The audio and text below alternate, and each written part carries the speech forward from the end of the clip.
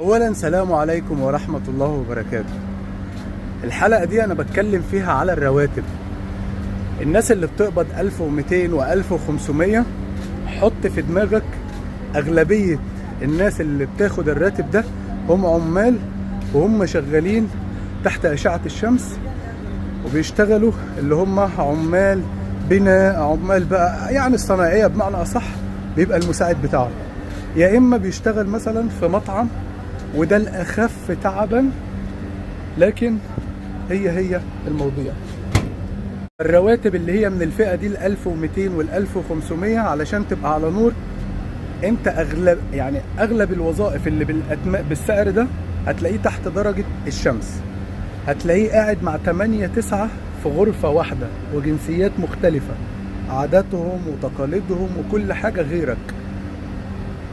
تاني حاجة ولا تالت حاجة، الراتب بيبقى الموضوع السكن بيبقى عليهم، أغلبية ال 1200 وال 1500 السكن عليهم، لكن الأكل بيبقى عليك، بتصرف لك لو هتطبخ 500 أو 600 درهم، أما لو هتاكل جاهز معاك لحد 800 درهم، هيتبقى لك 700 بتبعتهم لأهلك، ده الكلام ده على 1500.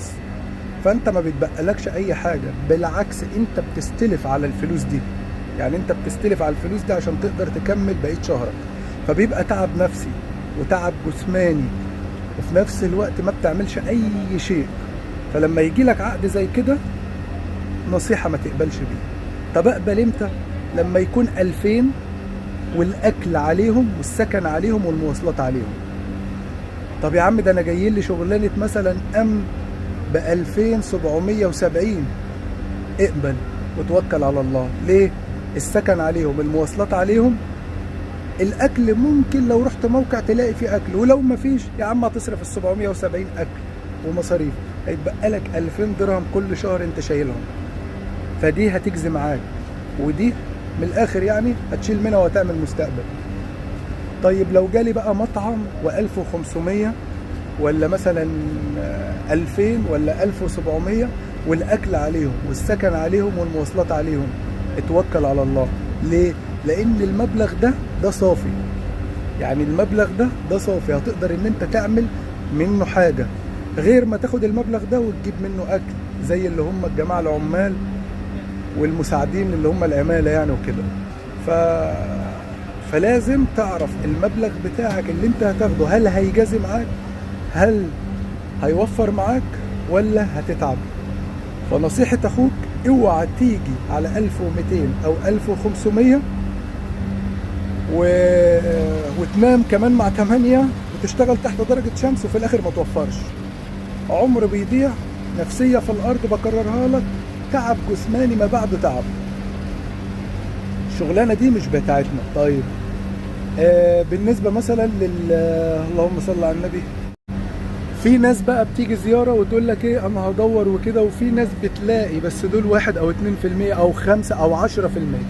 الشغل اللي بيلاقوه لو فتشت وراهم هتلاقيهم ابو 1200 وابو 1500 بيشتغلوا تحت درجة الشمس وقاعدين مع 8 في الأوضة، وما بيوفروش درهم واحد، بس هم مش عايزين يكشفوا نفسهم لأهاليهم ولا للناس اللي حواليهم.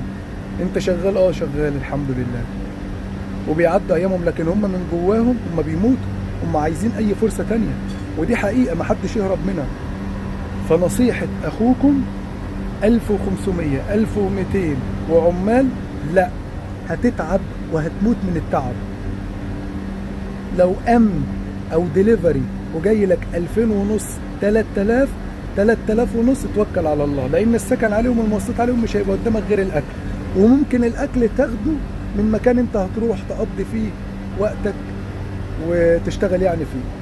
فلو كان كده انا شرحت لك اهوتي، لكن والله والله والله لو ما سمعت الكلام لا هتيجي هتلاقي اللي انا بقول لك عليه، وهتشوف كل ده، وهتشوف الضغوطات.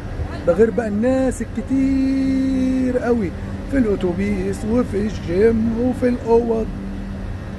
فانت تعالى واتعب على مبلغ يستاهل، يعني مبلغ يستاهل ان انا اجازف واتغرب وابعد بعيد عن اهلي واضيع من عمري. غير كده يا صاحبي، ام صبري وابنها الاصفر ايه هيفرحوا فيه. سلام عليكم.